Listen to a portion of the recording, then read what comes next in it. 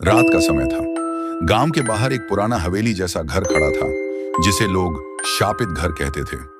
गांव वाले कहते थे कि वहां से अक्सर अजीब आवाजें आती हैं, लेकिन अयान नाम का एक जिज्ञासु लड़का उस बात को बस अफवाह मानता था। एक रात उसने हिम्मत की और टॉर्च लेकर उस घर की ओर चल पड़ा। हवेली के टूटे हुए दरवाजे से अंदर जाते ही उसे सीलन और मिट्टी की बदबू ने घेर लिया।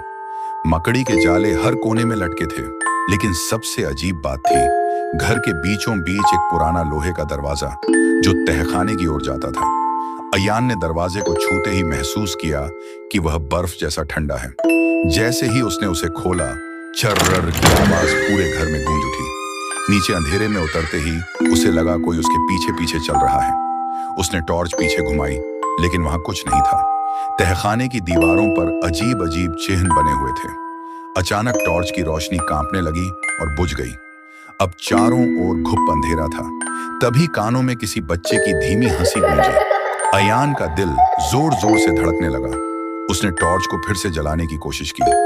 रोशनी जैसे ही जली, सामने एक पुरानी लकड़ी की कुर्सी दिखाई दी, जिस पर एक गुड़िया रखी थी। वह गुड़िया धीरे धीरे अपना सिर घुमाने लगी और अयान की आंखों में देखने लगी। उसके होंठ हिले। तुम्हें यहां नहीं आना चाहिए था।